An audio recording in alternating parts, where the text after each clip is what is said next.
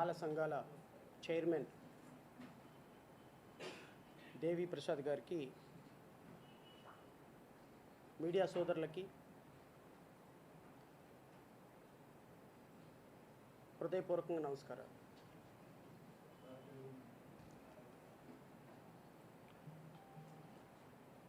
Press తోటి మాట్లాడబోయే ముందుగా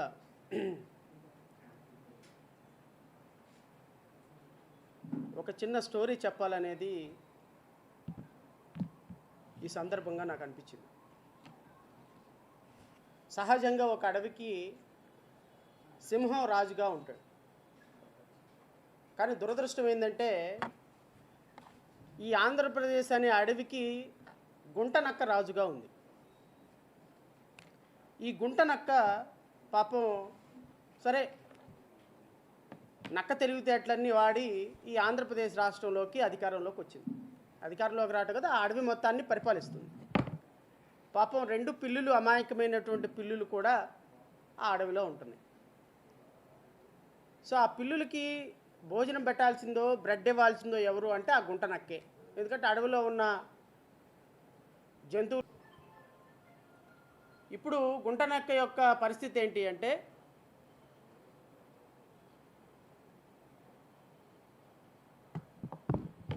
తన కింద బ్రతుకుతున్నటువంటి జంతువులకి సరిసమానంగా ఆహారాన్ని పంచాల్సిన బాధ్యత నాది అన్న విషయం మర్చిపోయింది. వీళ్ళు నా ఏలుబడిలో ఉన్నారు అన్న విషయం మర్చిపోయింది.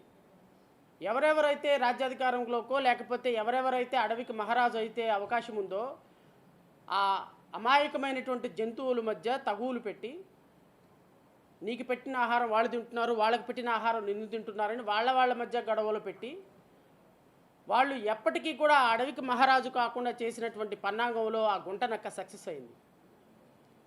నేను చెప్పినటువంటి కథలో గుంటనక్క చంద్రబాబు నాయుడు అయితే పాపం అమాయకమైనటువంటి 2 పిల్లులు మాలామాదిగలు. ఎందుకంటే ఈ రాష్ట్రంలో మాలలకి కానీ మాదిగలకి కానీ సరి సమానమైనటువంటి ఉద్యోగ అవకాశాలు పంచాల్సింది, లేదా ఆర్థిక అసమానతలు తొలగించాల్సింది, అస్పృశ్యత తొలగించాల్సింది, వాళ్ళ జీవితాలు జీవన ప్రమాణాలు మెరుగుపరచాల్సింది పాలకులే కదా. ఈ రాష్ట్రానికి 15 సంవత్సరాలు ముఖ్యమంత్రిగా పనిచేసినటువంటి చంద్రబాబు నాయుడు, ఈ రాష్ట్రాన్ని పరిపాలించినటువంటి ఇతర ముఖ్యమంత్రులు, ఈ రాష్ట్రంలో 20% ఉన్నటువంటి ఎస్సీల మధ్య 8% ఉన్నటువంటి ఎస్టీల మధ్య చిచ్చు పెట్టి వీళ్ళు రాజ్యాధికారంలోకి రాకుండా చూడాలనేటువంటి ఒక దుర్మార్గకరమైనటువంటి ప్రయోజనాలతో చేస్తున్నటువంటి పాముల ఆటలో బలైపోతుంది ఎవరు అంటే దళిత కులాలు. నిన్నగాక మొన్న చంద్రబాబు నాయుడు బిల్లు